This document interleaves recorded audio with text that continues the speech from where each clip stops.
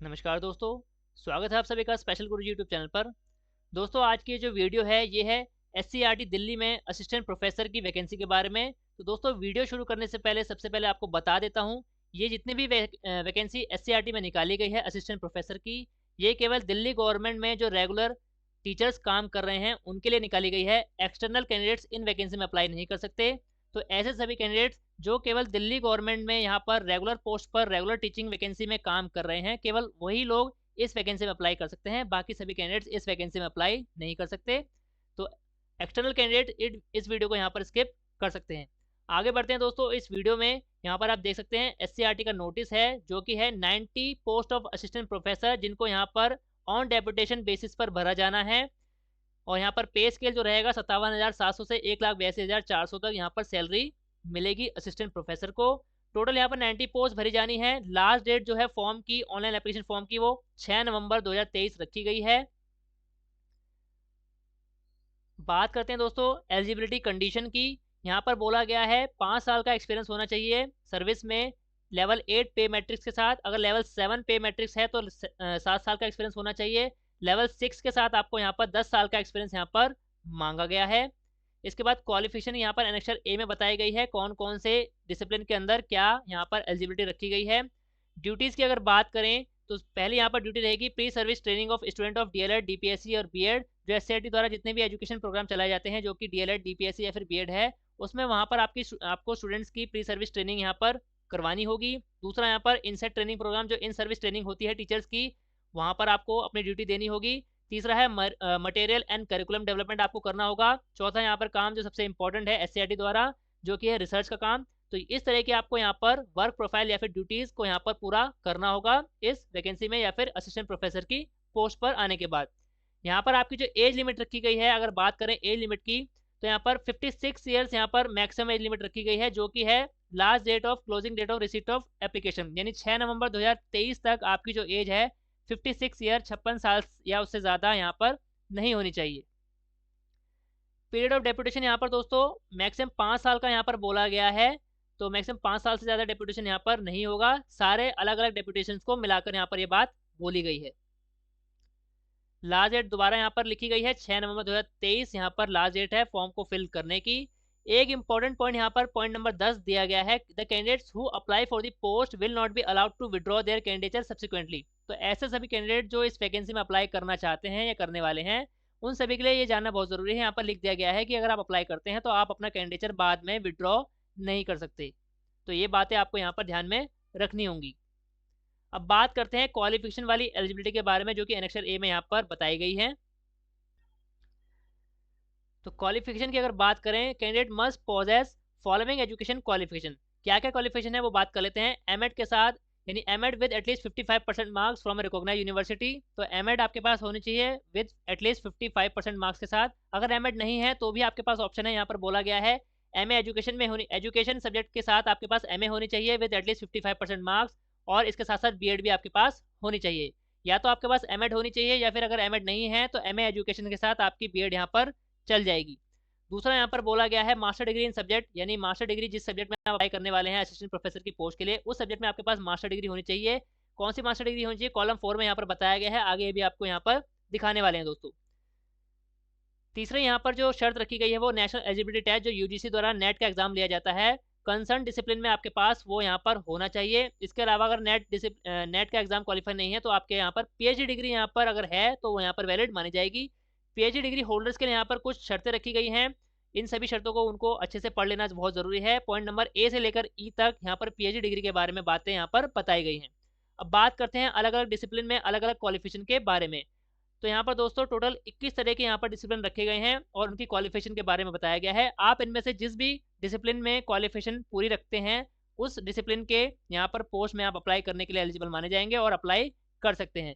पहला यहाँ पर डिसिप्लिन है work education and vocational education and work education. तो यहाँ पर जो क्वालिफिकेशन रखी गई है, यहाँ पर एमएड नहीं मांगा गया है, लेकिन यहाँ पर पोस्ट ग्रेजुएट डिग्री मांगी गई है with at least 55% marks and degree या फिर diploma, 1 year diploma in relevant area at least 55% marks. इसके साथ साथ या तो यूजीसी नेट आपके पास एजुकेशन में होना चाहिए या फिर पीएचडी आपके पास एजुकेशन में होनी चाहिए। फाइन आर्ट डिसिप्लिन की अगर बात करें तो यहाँ पर पोस्ट ग्रेजुएशन फाइन आर्ट में मांगी गई है, यानी मास्टर डिग्री फाइन आर्ट्स में मांगी गई है। और यहाँ पर जो नेट और पीएचडी के बारे में जो डिग्री है वो आपकी एजुकेशन में होनी चाहिए नेट, या फिर फाइन आर्ट्स में आपके पास होनी चाहिए। परफॉर्मिंग आर्ट्स की अगर बात करें तो मास्टर डिग्री मांगी गई है परफॉर्मिंग आर्ट्स में, और यूजीसी नेट एजुकेशन में या फिर परफॉर्मिंग आर्ट्स में या फिर पीएचडी यहाँ पर मांगी गई है। हिंदी डिसिप्लिन की अगर बात करें तो यहाँ पर एमएड मांगा गया है विद एटलीस्ट 55% मार्क्स, या फिर एमए एजुकेशन के साथ यहाँ पर बीएड की डिग्री अगर आपके पास है तो यहाँ पर आप वैलिड माने जाएंगे। एमए एजुकेशन में भी आपके 55% मार्क्स कम से कम होने चाहिए। इसके साथ साथ आपके पास मास्टर डिग्री हिंदी में होनी चाहिए, और यूजीसी नेट या फिर पीएचडी डिग्री आपके पास एजुकेशन सब्जेक्ट में यहाँ पर होनी चाहिए। इसी तरीके से बाकी जितने भी सब्जेक्ट होते हैं जैसे कि English, mathematics, pol science, geography, economics, physics, chemistry, इन सभी में सेम यहाँ पर शर्तें रखी गई हैं। एमएड होनी चाहिए या फिर बीएड के साथ आपके पास एमए एजुकेशन में 55% मार्क्स के साथ यहाँ पर होनी चाहिए, और कंसर्न सब्जेक्ट में मास्टर डिग्री आपके पास होनी चाहिए। और इसके साथ साथ तीसरी यहाँ पर जो शर्त है, यूजीसी नेट आपके पास एजुकेशन में होना चाहिए या फिर पीएचडी आपके पास एजुकेशन में यहाँ पर होनी चाहिए। 12 नंबर पर है दोस्तों जूलॉजी, बोटैनी या फिर लाइफ साइंस बायोलॉजी। यहाँ पर एमएड की शर्त तो सेम रखी गई है। इसके अलावा मास्टर डिग्री आपके पास जूलॉजी, बोटैनी या फिर लाइफ साइंस किसी एक में आपके पास होनी चाहिए, और यूजीसी नेट एजुकेशन में आपके पास होना चाहिए। कंप्यूटर एजुकेशन या फिर कंप्यूटर एडेड लर्निंग की अगर बात करें, यहाँ पर मास्टर डिग्री की शर्त यहाँ पर सेम रखी गई है। एमएड की शर्त यहाँ पर सेम रखी गई है। मास्टर डिग्री की अगर बात करें तो मास्टर डिग्री एटलीस्ट 55% मार्क्स होनी चाहिए, या फिर या तो कंप्यूटर एप्लीकेशन में या फिर टेक्नोलॉजी में या फिर साइंस में। इसके अलावा आपके पास एमटेक या फिर एमई डिग्री है 50% 55% मार्क्स के साथ, तो भी आप एलिजिबल माने जाएंगे। इसके अलावा अगर आपके पास बाकी कॉम्बिनेशन है जैसे कि यहाँ पर लिखा गया है computer science, computer engineering, computer application या फिर इंफॉर्मेशन टेक्नोलॉजी और इलेक्ट्रॉनिक एंड टेलीकम्युनिकेशन, इनमें से किसी में भी आपके पास एमटेक या एमई डिग्री है 55% मार्क्स के साथ, तो यहाँ पर आप कंप्यूटर एजुकेशन वाले डिसिप्लिन में अप्लाई कर पाएंगे। Early childhood care and development की अगर बात करें तो एमएड की शर्त यहाँ पर सेम रखी गई है। यहाँ पर आपके पास मास्टर डिग्री साइकोलॉजी में या फिर चाइल्ड डेवलपमेंट में होनी चाहिए, और यूजीसी नेट एजुकेशन में आपके पास होना चाहिए। 15 नंबर पर है education planning, research and assessment. M Ed की शर्त यहाँ पर सेम रखी गई है, और किसी भी एक स्कूल सब्जेक्ट में आपके पास मास्टर डिग्री होनी चाहिए, और एजुकेशन सब्जेक्ट में आपके पास पीएचडी या फिर यूजीसी नेट क्वालिफाई होना चाहिए। सोशियोलॉजी में भी यहाँ पर सेम बात रखी गई है, मास्टर डिग्री आपके पास सोशियोलॉजी में होनी चाहिए।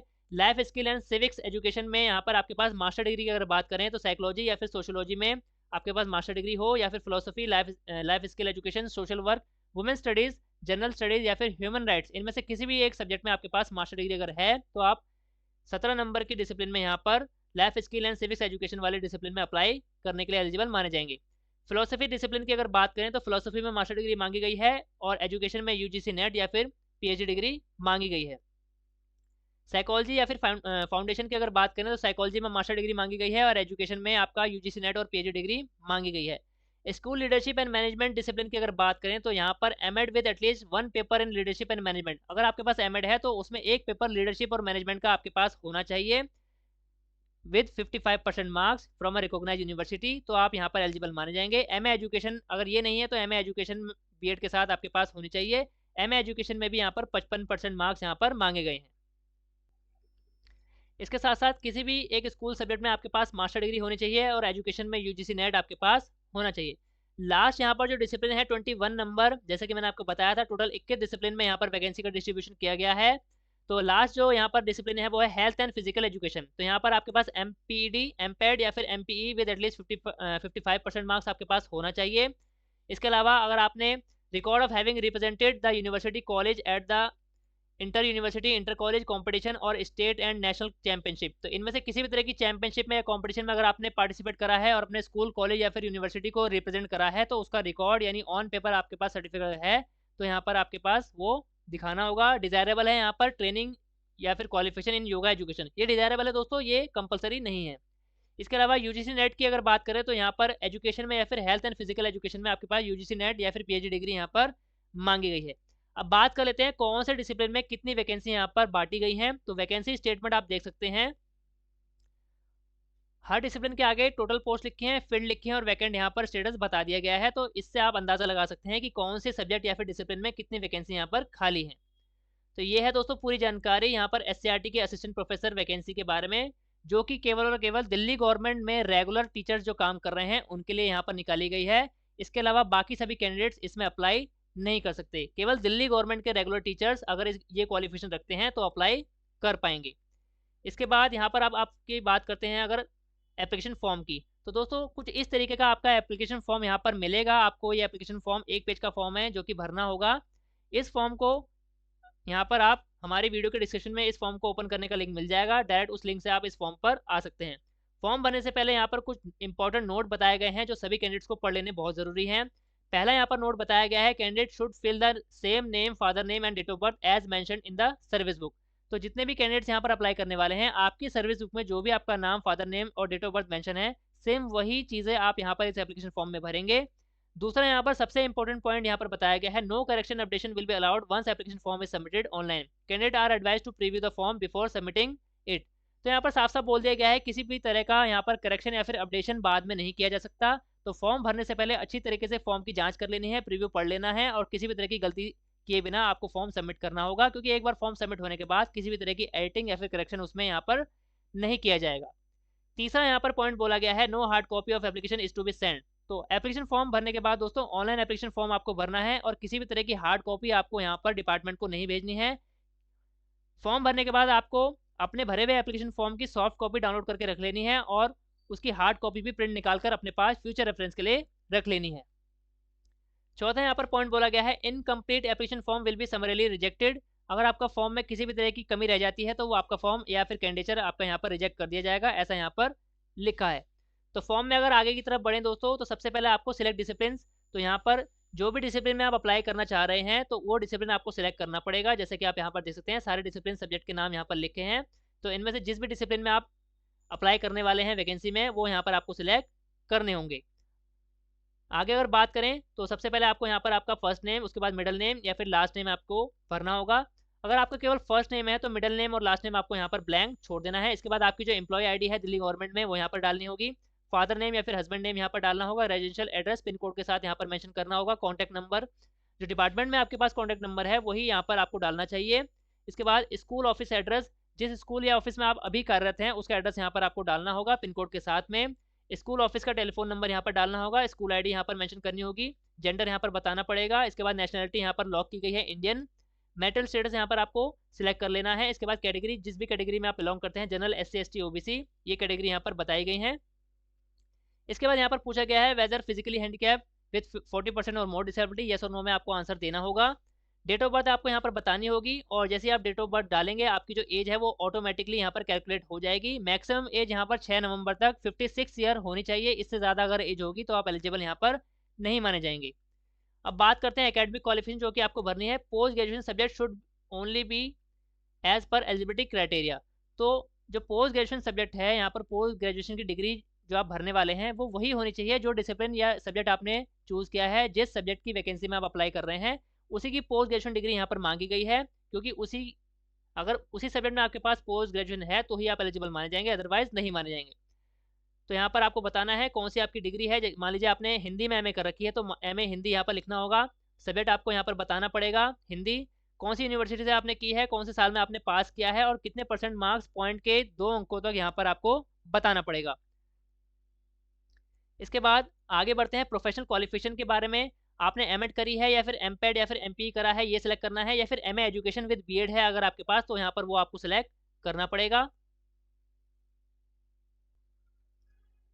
दोनों में से आप जो भी सब्जेक्ट यहाँ पर चूज़ करेंगे उसके लिए यहाँ पर डायलॉग बॉक्स खुल जाएगा जिसमें आपको अपनी क्वालिफिकेशन के बारे में डिटेल यहाँ पर भरनी होगी। जैसे कि हमने यहाँ पर M.Ed वाला ऑप्शन सेलेक्ट कर लिया है तो M.Ed और M.Ped के यहाँ पर बॉक्स ओपन हो गए हैं जिसमें आपको सब्जेक्ट बताना पड़ेगा, कौन सी यूनिवर्सिटी से किया है, कौन से साल में पास किया है और आपकी परसेंटेज कितनी आई है वो यहाँ पर बताना पड़ेगा। अगर आपके पास MA एजुकेशन के साथ B.Ed है तो यहाँ पर हम दूसरा ऑप्शन सेलेक्ट कर लेंगे। दूसरा ऑप्शन सेलेक्ट करने के बाद आपके सामने 2 बॉक्सेस ओपन हो जाएंगे जिसमें MA एजुकेशन के मार्क्स अलग बताने पड़ेंगे और B.Ed के यहाँ पर डिटेल अलग बतानी पड़ेंगी। तो इस तरीके से आप ये एप्लीकेशन फॉर्म फिल करेंगे। For special education need discipline whether M.Ed had 1 paper in special education, तो यहाँ पर येस और नो में बताना पड़ेगा कि आपके पास M.Ed में स्पेशल एजुकेशन का कोई एक पेपर था या फिर नहीं था। इसके बाद school leadership and management discipline whether M.Ed had 1 paper in leadership and management, तो यहाँ पर जैसे कि एलिजिबिलिटी क्राइटेरिया में लिखा था तो यहाँ पर येस और नो में बताना पड़ेगा कि अगर आप स्कूल लीडरशिप मैनेजमेंट वाले डिसिप्लिन में अप्लाई कर रहे हैं तो M.Ed में आपके पास एक पेपर स्कूल लीडरशिप या मैनेजमेंट का था या फिर नहीं था, वो यहाँ पर आपको मेंशन करना पड़ेगा येस और नो में। इसके बाद अगर आगे बढ़े तो यहाँ पर नेट की डिटेल, यूजीसी नेट की डिटेल यहाँ पर बतानी पड़ेगी, कौन से सब्जेक्ट में आपने यूजीसी नेट क्वालिफाई कर रखा है, कौन से साल में पास किया है, और ऐड बटन पर क्लिक करके वो क्वालिफिकेशन आपको ऐड कर देनी है। यूजीसी नेट के यहाँ पर मार्क्स नहीं पूछे गए हैं, अगर आपने क्वालिफाई कर रखा है तो यहाँ पर आप उसको ऐड कर देंगे। इसके बाद पीएचडी डिग्री के बारे में आपको यहाँ पर बताना पड़ेगा, कौन से सब्जेक्ट में आपने की है, कौन सी यूनिवर्सिटी से की है, टाइटल ऑफ थीसिस आपके क्या थे, और यहाँ पर आपको जो पीएचडी डिग्री कौन सी डेट में अवार्ड की गई है, मिली है, वो यहाँ पर आपको बताना पड़ेगा। इसके बाद यहाँ पर आपको अपना टीचिंग एक्सपीरियंस बताना पड़ेगा क्रोनोलॉजिकल ऑर्डर में। तो जहाँ जहाँ पर आपने अभी तक काम किया है और उसके सर्टिफिकेट्स आपके पास हैं ऑन पेपर, तो वो एक्सपीरियंस यहाँ पर आप शो कर सकते हैं। यहाँ पर आपको ऑर्गेनाइजेशन का नाम, स्कूल का नाम, पोस्ट हेल्ड, लेवल, पे मैट्रिक्स क्या था, किस डेट से किस डेट तक आपने वहाँ पर सर्विस की थी, वो डिटेल आपको मेंशन करनी पड़ेगी। अगर आपने एक से ज़्यादा जगह पर काम किया था तो ऐड बटन पर क्लिक करते जाएंगे और अपनी यहाँ पर एक्सपीरियंस अलग अलग जगह यहाँ पर आप ऐड कर पाएंगे। इसके बाद पूछा गया है वेदर एनी विजिलेंस और disciplinary case is pending contemplated, तो येस और नो में आपको बताना पड़ेगा। वेदर एनी मेजर और minor penalty has been impose during the last 5 year, yes और नो में आपको बताना पड़ेगा। इसके बाद आपकी जो अपार भरी जाती है अप्रेजल रिपोर्ट, उसके बारे में पिछले 5 साल की आपको अपार यहाँ पर बतानी पड़ेगी। आपकी जो ग्रेडिंग थी वो किस तरह की थी, आउटस्टैंडिंग थी, वेरी गुड थी या फिर गुड थी। इसमें जो भी आपकी ग्रेडिंग थी वो यहाँ पर आपको सिलेक्ट कर लेनी है। पूरा फॉर्म दोस्तों ऊपर से नीचे तक आपको भरने के बाद अच्छी तरीके से एक बार जांच लेना है कि आपने जो भी डिटेल भरी है उनमें किसी भी प्रकार की कोई गलती नहीं है, क्योंकि एक बार फॉर्म सबमिट होने के बाद किसी भी तरह की करेक्शन वहाँ पर नहीं की जा सकती। तो पूरा फॉर्म भर लेने के बाद आपको प्रीव्यू बटन पर क्लिक करना है। प्रीव्यू बटन पर क्लिक करने के बाद दोबारा से आपका पूरा फॉर्म यहाँ पर ओपन हो जाएगा और लास्ट में आपको सबमिट बटन नजर आएगा। उस सबमिट बटन पर क्लिक करते ही आपका एप्लीकेशन नंबर जनरेट हो जाएगा, और एप्लीकेशन नंबर जनरेट होने का मतलब है आपका एप्लीकेशन फॉर्म सबमिट हो चुका है। उसकी सॉफ्ट कॉपी या फिर हार्ड कॉपी आपको अपने लिए निकाल कर रख लेनी है, फ्यूचर रेफरेंस में वो यहाँ पर आपके काम आने वाली है। तो दोस्तों ये था छोटा सा फॉर्म एससीईआरटी असिस्टेंट प्रोफेसर की वैकेंसी के बारे में। मुझे पूरी उम्मीद है सभी कैंडिडेट्स को ये जानकारी अच्छी लगी होगी, अच्छे समझ आ गई होगी। तो दोस्तों अगर आपको जानकारी और ये वीडियो अच्छी लगी है, इस वीडियो को ज़्यादा लाइक कर दीजिए और ज़्यादा से ज़्यादा शेयर कर दीजिए ताकि सभी कैंडिडेट्स तक ये जानकारी पहुंच सके। दोस्तों ऑल इंडिया में स्पेशल एजुकेशन और सभी प्रकार की टीचिंग वैकेंसी से जुड़ी ऑथेंटिक जानकारी पाने के लिए हमारे चैनल को सब्सक्राइब कीजिए। इसके साथ साथ हमारे चैनल की सभी वीडियो को नोटिफिकेशन सबसे पहले पाने के लिए बेल आइकन को भी प्रेस कीजिए। धन्यवाद दोस्तों, मिलते हैं आपसे अगली वीडियो में।